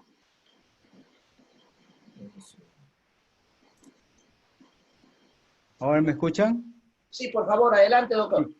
Sí, disculpen si estaba con el audio silenciado. Felicitar y saludar a nuestros colegas ponentes por su claridad en su exposición. En realidad, el doctor Sáenz es muy práctico, muy claro en sus exposiciones, pero para nosotros los médicos, los cardiólogos clínicos, es algo complejo. Pero debemos rescatar nosotros de que el electrocardiograma siempre nos va a dar una pauta que algo mal no anda en un paciente. Todos sabemos que la muerte súbita es un estadio final de una cadena de eventos que me van a conducir a una parada cardíaca. Y al final sabemos todos que es una fibrilación ventricular y a veces es una bradiarritmia extrema, ¿no? Pero siempre hay elementos, factores moduladores desencadenantes. Entonces, yo creo que la lectura de un buen electrocardiograma sigue dando pautas. Brugada ya dice, ¿no? Si bien dice Brugada, hay pacientes con electrocardiogramas normales, pero en algún momento ese patrón electrocardiográfico, de acuerdo al ambiente, de acuerdo al estado de estrés, alteraciones simpáticas, puede cambiar. Un paciente con un PR prolongado, un paciente con un QR más de 0,11, nos daría una pauta. Habló el doctor Sáenz sobre el tema de repolarización precoz, un elemento muy importante a tener en cuenta, porque antes se decía que eso era un patrón de normalidad, pues hoy por hoy se sabe que son predictores de pacientes con fibrilación ventricular. Eso es lo que podría hacer comentar, doctor Segarra. Y muchas gracias. Muy bien. Luis Carlos, por favor, si pudieras hacer un comentario adicional. Sí, por supuesto. Como lo acaba de mencionar, doctor, pues la evaluación del electrocardiograma es todo, ¿no es cierto? El electrocardiograma le cuenta a uno muchas cosas del paciente y lo que yo recomiendo es que digamos, se vaya más allá de la evaluación de la arritmia misma. ¿A qué me refiero yo con eso? Es que cuando vemos un paciente con extrasístoles ventriculares, ¿no es cierto? Nos concentramos tanto en la extrasístole que nos olvidamos de evaluar el ritmo sinusal. Y el ritmo sinusal te cuenta una muy buena parte de la historia. Como por ejemplo, que se nos pasa, si lo olvidamos, podemos pasar por alto un QT largo, un síndrome de repolarización precoz, una onda Q que nos sugiera que el paciente tiene cardiopatía, etcétera, ¿ok? Y también este concepto es aplicable a los pacientes cuando lo que estamos evaluando es el electro con fibrilación o con taquicardia ventricular idiopática. Casi siempre se nos olvida ir a ver qué fue lo que la desencadenó. Y ahí es donde perdemos la información de que está siendo desencadenada por extrasístoles.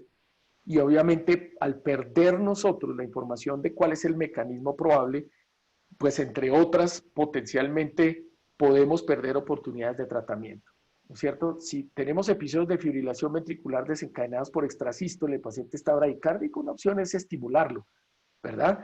Si tiene, por ejemplo, un patrón de Brugada y está haciendo extrasístoles y tormenta eléctrica, pues trata la extrasístole, pero también le puedes dar quinidina, le puedes dar o ablación, etc. Es decir, siempre hay que ver el electrocardiograma en contexto para poder obtener la mayor información del mismo. Eso es lo que podría decirte. Y lo mismo pasa cuando evalúas canalopatías, ¿no? Digamos, el electro te está diciendo no solo el diagnóstico, sino el pronóstico del paciente muchas veces. Muchas gracias, Luis Carlos. A continuación, por favor, el doctor Héctor Portilla. Una pregunta del banco, por favor, si fueran tan amables, señores panelistas.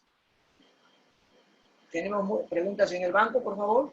Hacerlas, doctor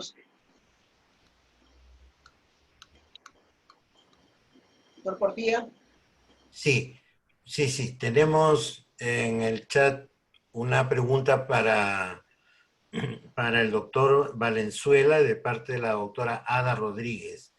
Ella está interesada en conocer algo más de las palpitaciones relacionadas con el síncope o pre-síncope, que me parece también muy importante tener una idea cabal de esto. Sí, sin ninguna duda dentro de las manifestaciones hemodinámicas que las palpitaciones pueden generar, sobre todo cuando tienen frecuencias muy rápidas, pueden haber compromisos hemodinámicos. Por eso, y esto generar síncope o inclusive presíncope. Por eso es muy importante el registro, como fue mencionado en la exposición, del electrocardiograma que refleje el momento en el cual el paciente está teniendo los síntomas. Algunas veces el paciente llega al médico refiriendo palpitaciones, pero ya no las tiene. Uno registra el electrocardiograma. Sin embargo, es muy importante conocer, tener el registro del ritmo y de la morfología cardíaca electrocardiográficamente en el momento en el que ocurre el evento. Entonces, cuando hay frecuencias muy altas, puede presentarse descompensación hemodinámica que pueda generar esos cambios. Es muy importante también considerarlos, porque sin ninguna duda la mayoría de síncopes o todos los síncopes se hospitalizan y uno tiene que encontrar cuál es la causa del síncope, dentro de las cuales están las referidas a arritmias cardíacas específicamente. Muchas gracias, doctor Valenzuela. Por favor, doctor Oscar Peralta, una pregunta o preguntas del banco o del chat. Del banco preferentemente, por favor. Sí. ¿Me escuchan? Sí, perfectamente. Sí. En el banco preguntan colegas cómo estratificaría el riesgo de un paciente post-ablación de extras de tracto de salida del ventrículo derecho y que tuvo antecedente de muerte súbita o tormenta eléctrica. ¿Cómo estratificaría el riesgo para la colocación de un desfibrilador? Y también cuál es su experiencia del doctor Luis Carlos en ablación de tormenta eléctrica en pacientes con infarto agudo recientes, ¿no? ¿Qué nos podría opinar sobre eso? Ok, muchas gracias por las preguntas. La primera, respecto a cómo estratificar riesgo en un paciente que tenga extrasístoles del tracto de salida del ventrículo derecho, creo que fue lo que entendí. Pues lo primero, obviamente, es que si ese paciente ya fue recuperado de una muerte súbita, ¿no es cierto? O estamos viendo que extrasístoles del tracto de salida del ventrículo derecho están desencadenando una tormenta eléctrica, digamos ya el riesgo está inherente y lo que hay es que poner un cardiodesfibrilador y darle manejo, bien sea farmacológico o con ablación para eliminar la extrasístole.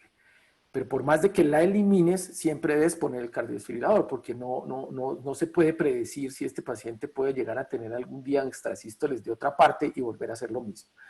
Entonces, eso sería en primera instancia y sería, digamos, un implante desfibrilador en prevención secundaria.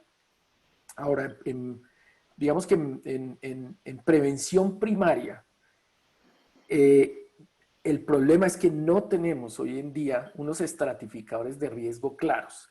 Es decir, me refiero yo a un paciente que no tiene cardiopatía, ¿no es cierto? Y aparece con extrasístoles ventriculares del tracto de salida del ventrículo derecho que son aparentemente idiopáticas, ¿no es cierto? No hay hoy en día, digamos, unos estratificadores de aplicación, aceptación y aplicación universal para saber cuál es el que es maligno del que es benigno. Recuerden que el intervalo de acoplamiento de la extrasístole desafortunadamente se sobrepone. Algunos pueden tenerlo largo, otros corto, igual a ser fibrilación ventricular idiopática. Y hay algunos parámetros que podrían ayudar, como los que yo les mencioné, es decir, que hagan extrasístoles que desencadenen taquicardia ventricular polimórfica, que latido a latido se van acelerando entre ellos, aparentemente sería un indicador de riesgo. Y por lo tanto, digamos, en estos pacientes, básicamente tratamos de estratificarlo también diferenciando con un paso más si tienen cardiopatía o no. No solo es, digamos, definirlo si eléctricamente tienen una variedad maligna o no, sino también si tienen cardiopatía. ¿Cómo? Con una resonancia nuclear magnética, si queremos, digamos, tener una información adicional de estratificación, si sospechamos, por ejemplo, que tengo una displasia o algo así por el estilo. Entonces, esa es la forma como lo hacemos. Y la segunda pregunta respecto a experiencia de ablación de tormenta eléctrica en pacientes con infarto agudo de miocardio, sí la tenemos. De hecho, uno de los casos que mostré es precisamente nuestra experiencia, el paciente que tenía infarto agudo de miocardio o tormenta eléctrica, ese trombo apical. Y nuevamente, lo que hacemos es exactamente lo mismo que yo presenté, y es tratar de registrar muy bien los episodios que esté haciendo de arritmia ventricular, bien sea monomórfica, polimórfica, fibrilación, etcétera, para buscar siempre si son desencadenados por extrasístole. Si vemos que la extrasístole siempre es la misma y el paciente está recurrente al manejo médico, es decir, está bien revascularizado, no hay isquemia aguda, el beta bloqueador, amiodarona, lo que tenga, no le está ayudando, los pasamos a ablación.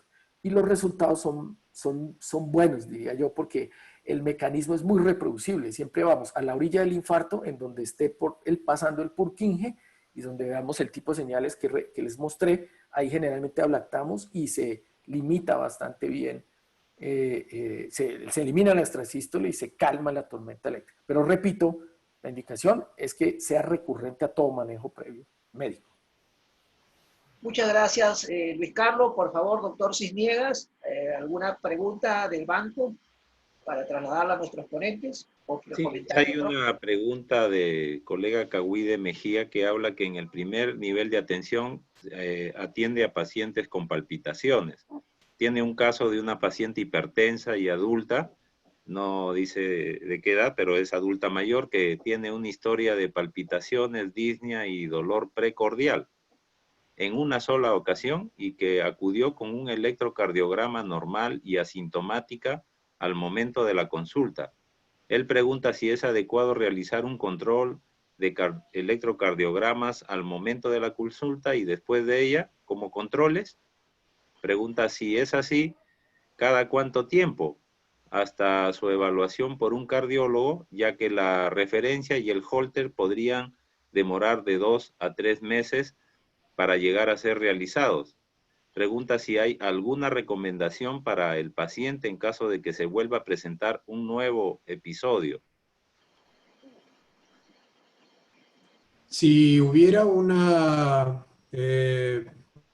dolor torácico que fuera sugestivo de enfermedad coronaria, valdría la pena hacer estudios adicionales desde el punto de vista de cardiología, para tratar de evaluar cuál es el impacto de los síntomas buscando enfermedad coronaria. Yo me enfocaría más en entender cuál es la estratificación del riesgo cardiovascular que la paciente tiene. Me iría a un nivel más bajo que está disponible por todos los médicos, inclusive los médicos del primer nivel de atención, que esté enfocado en buscar cuáles son los factores de riesgo que el paciente tiene, la edad, la historia familiar, el sobrepeso, obesidad, dislipidemia, hipertensión, intolerancia a la glucosa o diabetes, entre otras variables que permitan conocer de manera integral cuál es el riesgo cardiovascular que la paciente tiene. Y seguir haciendo esos estudios, controlar apropiadamente todos estos factores de riesgo cardiovascular hacia los niveles apropiados. Recordemos que la prevalencia de hipertensión en el Perú es de 27.3% o más. Entonces es muy frecuente que esa mujer que tiene más de 60 años pudiera ser hipertensa y muchos de sus síntomas pudieran disminuir con el control apropiado, no solo de la hipertensión, sino de los factores de riesgo cardiovasculares. Entonces, desde un punto de vista de primer nivel de atención y desde un punto de vista preventivo, yo debo tratar de establecer el control de todo aquello que puedo controlar. Si tengo dudas, está la posibilidad de derivar al paciente para hacerse algunos estudios adicionales, pero lo más importante es ser preventivos e identificar cuál es el riesgo cardiovascular de esa paciente en particular. Y preguntó también si los electrocardiogramas se podrían hacer en más de una oportunidad. ¿Cuántas veces, estaba preguntando, se pueden hacer? ¿Durante el episodio o un poco después del episodio? Sí. ¿Tiene alguna importancia hacerlo? Sí, en palpitaciones es muy importante tener el registro del electrocardiograma durante la molestia de la paciente, o en palpitaciones o en dolor torácico. Y se puede hacer uno en el momento de los síntomas y compararlo con un electrocardiograma cuando la paciente no tiene síntomas para ver si es que hay variación. Pero no es correcta, por ejemplo, la conducta de hacer un electrocardiograma cada vez que la paciente visite al médico, o sea, cada mes o cada 2 semanas. Eso es una conducta inapropiada. Cada examen busca aportar datos que ayuden al diagnóstico de los pacientes. Y por esa razón debemos ser muy preventivos y también ser racionales en el empleo de los exámenes auxiliares. Gracias, Germán. Antes de darle la palabra al doctor Chavesta en una tercera rueda, voy a comenzar pidiéndole al doctor Sáenz y al doctor Valenzuela que elijan alguna pregunta que consideren importante que no se hayan planteado del banco o del chat. Por favor, en la tercera rueda comenzamos con ustedes, doctor Luis Carlos Sáenz y Germán Valenzuela. A continuación, el doctor José Chavesta para una pregunta del banco o comentario.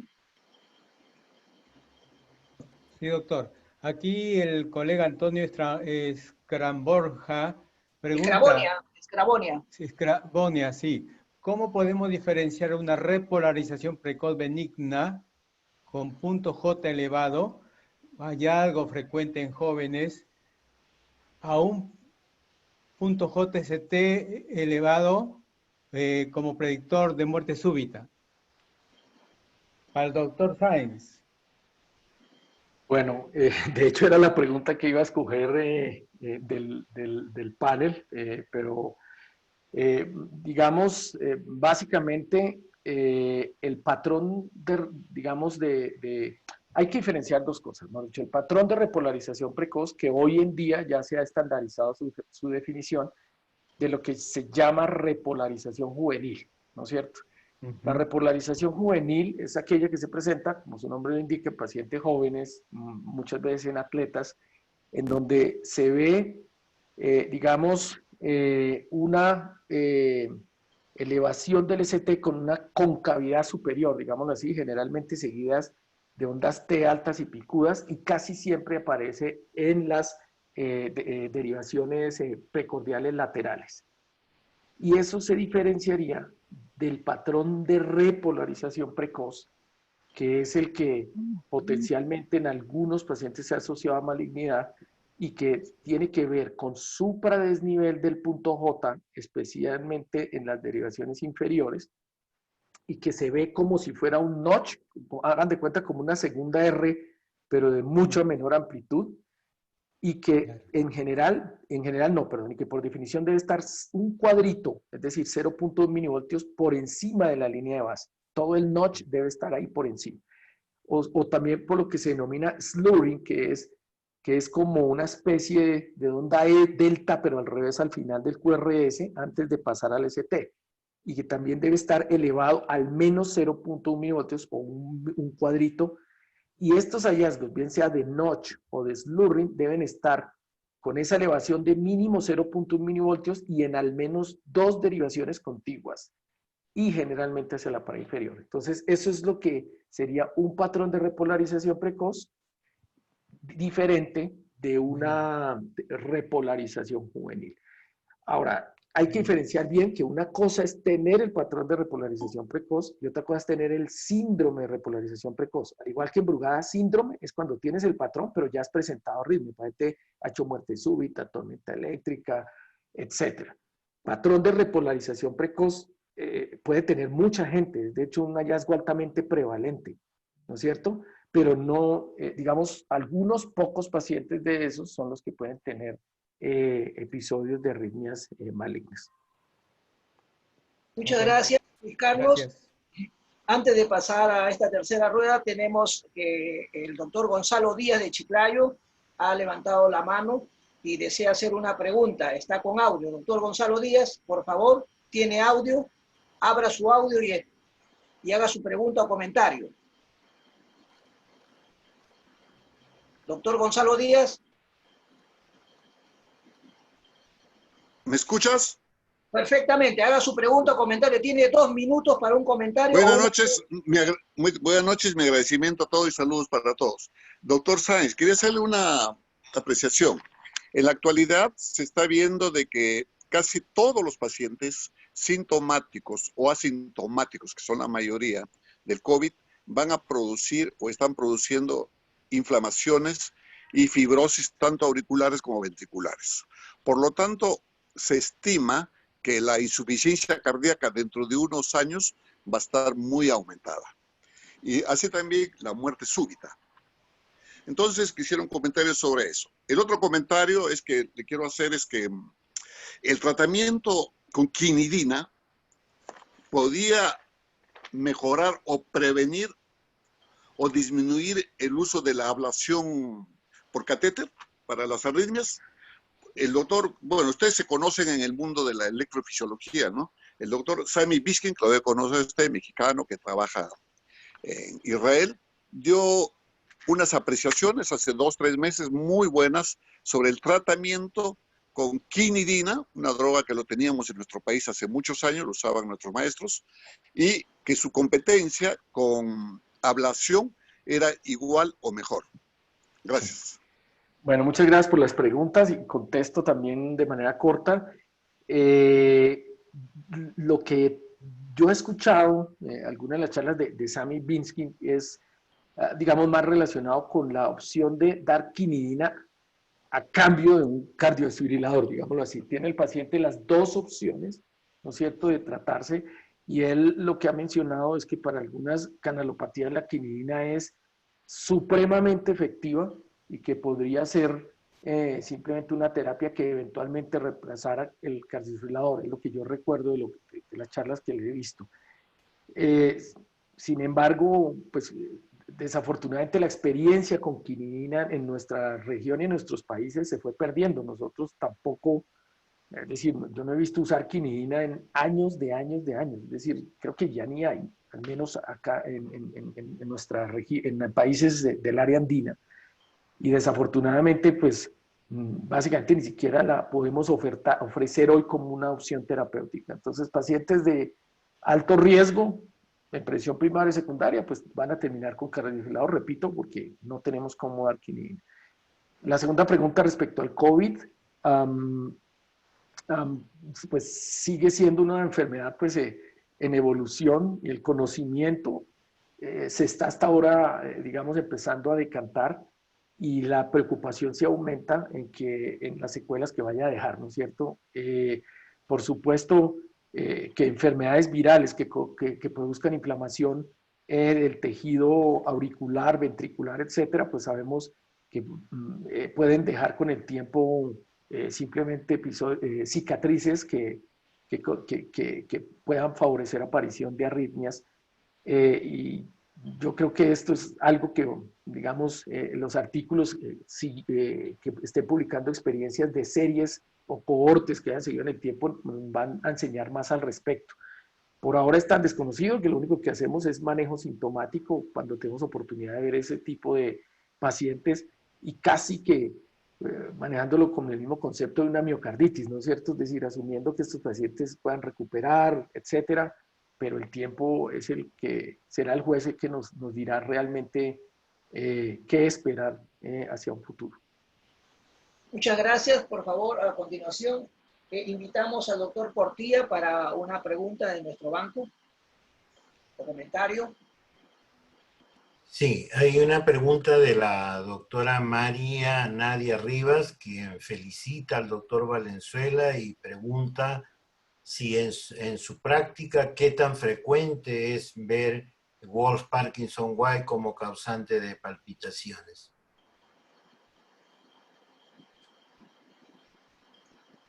No, primero haré un breve comentario respecto a la pregunta sobre complicaciones post-COVID. Recordemos que esta infección tiene 9 meses en el mundo, o un poco más, y es inapropiado especular sobre lo que puede generar el virus, porque todavía no lo sabemos. Sabemos que hay compromiso miocárdico en series de miocarditis en pacientes que están oligosintomáticos o asintomáticos, pero no hay una serie apropiada de pacientes en el tiempo, una serie grande, que permita discriminar si es que estos pacientes van a terminar o no con insuficiencia cardíaca. Eso lo desconocemos. Lo que sí conocemos es de que el comportamiento de los virus previos, de los coronavirus previos, el SARS y el MERS, hicieron complicaciones cardiovasculares a largo plazo, pero predominantemente dislipidemias, hipertensión, sobrepeso y obesidad, pero ninguno tan devastadora como una asociación directa con insuficiencia cardíaca. El Wolff-Parkinson-White no es frecuente en nuestro, digamos, en la consulta habitual. Sin embargo, es un diagnóstico bastante fino. Uno siempre tiene que mirar bien el electrocardiograma para identificar el patrón y los hallazgos de este síndrome. Muchas gracias, Germán. Doctor Oscar Peralta, por favor. Sí, en el panel, los participantes también preguntan al doctor Luis Carlos, bueno, aprovechando que él está también en el Instituto Cardioinfantil de Bogotá, ¿qué experiencia tiene en los pacientes pediátricos con síndrome de Brugada tipo 1 o flúter o alteración del nodo sinusal, ¿no? ¿Qué experiencia hay y cuál sería el manejo en la sala de electrofisiología? Pregunta el doctor Miguel Arapa. Bueno, la experiencia es más bien poca, realmente, porque los casos, digamos, pediátricos suele verlos el electrofisiólogo pediatra que pues, trabaja en nuestra institución. Pero lo que les puedo decir es que si pues, un paciente tiene un síndrome de Brugada y tiene un flúter auricular, el flúter auricular se manejaría como cualquier otro, es decir, si es un flúter auricular típico con sospecha que sea el istmo cautricuspidio, en general ofrecemos la terapia de ablación como primera línea porque sabemos que el flúter auricular es una de las arritmias más recurrentes a la terapia médica antiarrítmica que además puede estar, es decir, dificultada en un paciente con brugada, ¿no es cierto? Entonces, por esa razón, si el flúter es recurrente, sintomático, etcétera, simplemente lo ablactaríamos, independientemente de que tuviera brugada. Si tiene disfunción de nodo sinusal, pues, y si es sintomática y demás, si tiene un brugada que se considere alto riesgo, pues ese paciente va a terminar muy probablemente con un dispositivo tipo cardiodesfibrilador que además le va a ayudar al manejo de su frecuencia cardíaca. Eso es lo que te podría decir. Ahora, lo que sí se debe anotar es que en general cuando brugada pues está concomitante con arritmia auricular, con disfunción de nodo sinusal, etcétera, está hablando de que, digamos, la canalopatía no solamente tenga que ver con canales de potasio, sino también de sodio y en general se consideran de más mal pronóstico. Gracias, Luis Carlos. Creo que esa pregunta es de un médico de mi hospital. Esa paciente es de 4 años, tiene episodios sincopales, se ha documentado un patrón, pero no tipo 1 de brugada. Sin embargo, hay una bradiarritmia importante, severa, con ritmo de la unión de 35-40 latidos, un flutter muy rápido y mañana vamos a hacer el procedimiento en nuestra sala en INCOR de salud. A continuación, invitamos al doctor Cisniegas para que nos pueda hacer una pregunta del banco o comentario.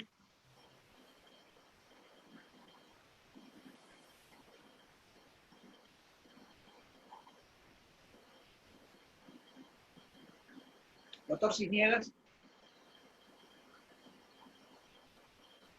El colega Wilmer Carlos pregunta, en emergencia, ¿qué paciente debiera quedarse en observación o hospitalizarse? Ya que podrían, bueno, eso tener implicancias legales y también según la congestión que podría haber en ese servicio, ¿no?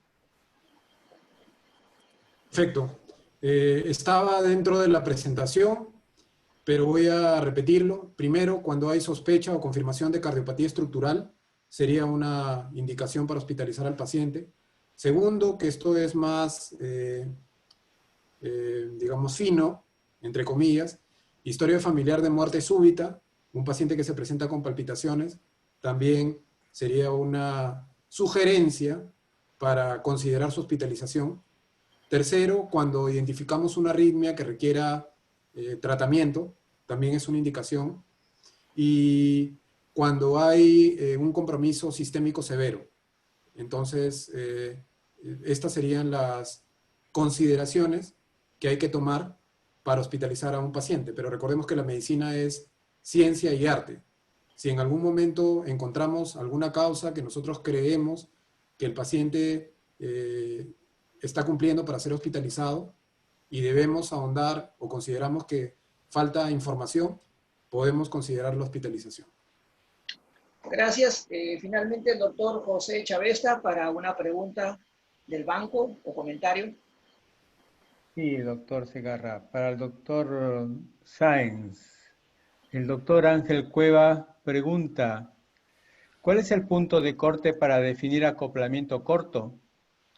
¿Estas extrasístoles con acoplamiento corto también pueden generar disfunción sistólica? Comentario, doctor. Bueno, muchas gracias por la pregunta. Generalmente,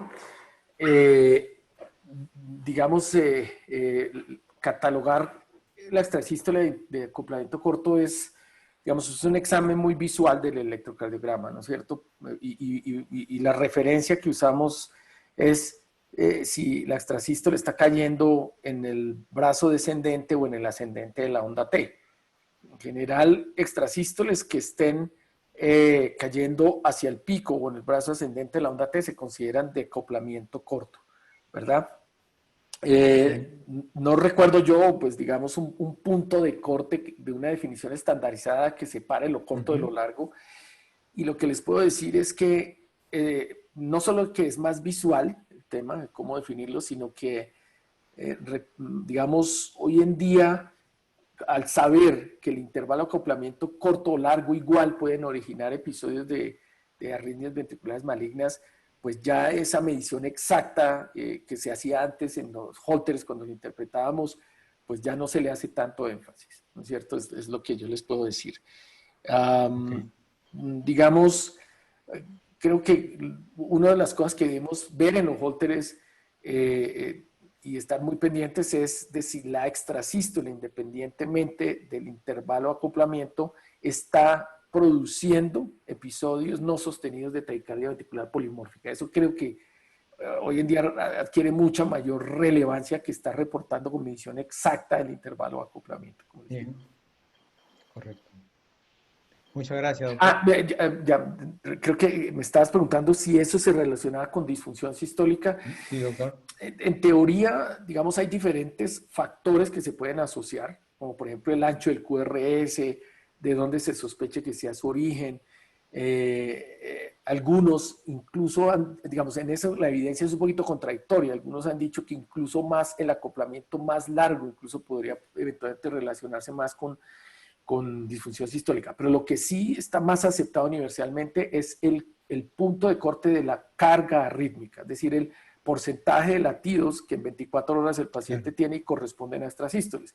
Y sabemos que porcentajes de 10% hacia arriba podrían eventualmente incrementar el riesgo de que un paciente sí pueda tener dilatación o lo que llamamos cardiopatía por extrasístole, que en otras palabras es como tener más de 10.000 extrasístoles. Eso no quiere decir que todos los pacientes que tengan por encima de 10.000 extrasístoles van a hacer cardiopatía, solo que el riesgo sí se incrementa en algunos de ellos. Y por lo tanto lo que implica es que cuando vemos ese tipo de pacientes asintomáticos con esas cargas de extrasístoles, lo que implica es que tenemos que hacer un seguimiento mucho más estrecho de esos pacientes y no como antes donde decíamos, tranquilo, eso es idiopático y no le va a pasar nada, pues algunos de esos pacientes sí llegaban después dilatados. Muchas gracias, Ricardo. Muy bien. Finalmente quisiera invitar al doctor Germán Valenzuela para ver si tiene alguna pregunta del banco o un comentario final ya.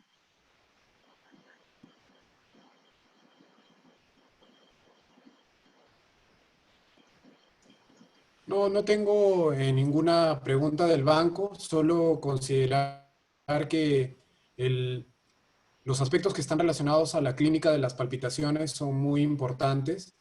El electrocardiograma tiene una gran utilidad, sobre todo cuando es tomado, cuando registra el evento agudo, y uno siempre tiene que tratar de hacer uso de protocolos estandarizados, pero dependiendo también del caso que el paciente o el ser humano que tiene los síntomas experimente.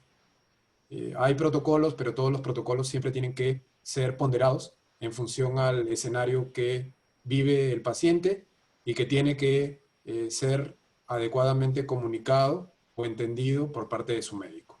Ese sería mi comentario final. Muchas gracias, Germán. Luis Carlos, por favor, ¿alguna pregunta que tengas en el banco o comentario final? Pues recojo una que me parece que es una pregunta que refleja que no pude mostrarle el último slide de mi charla, y es que me preguntan, me dicen, dígame cuáles fueron los mensajes para llevar a casa de su presentación.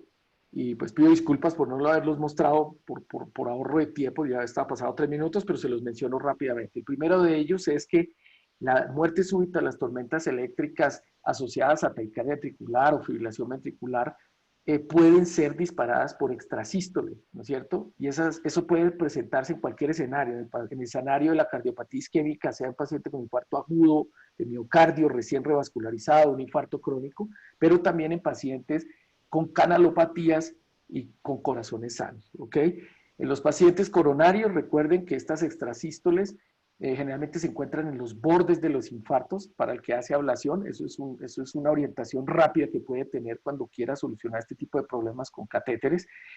Para los pacientes que tienen canalopatías, estas extrasístoles suelen provenir de los fascículos o del tracto de salida del ventrículo derecho en su pared anterior, ¿ok?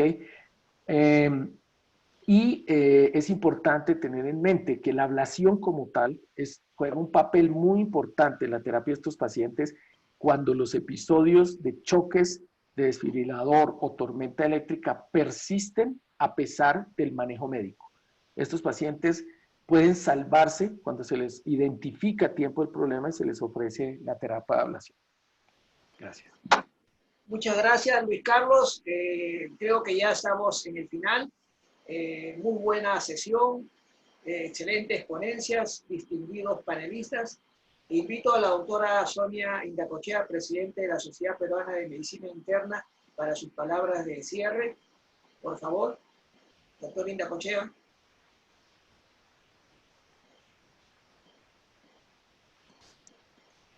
Tenemos a la doctora Indacochea. Oscar Peralta, por favor, presidente de la filial Chiclayo. Tu micro, por favor. Sí, perdón.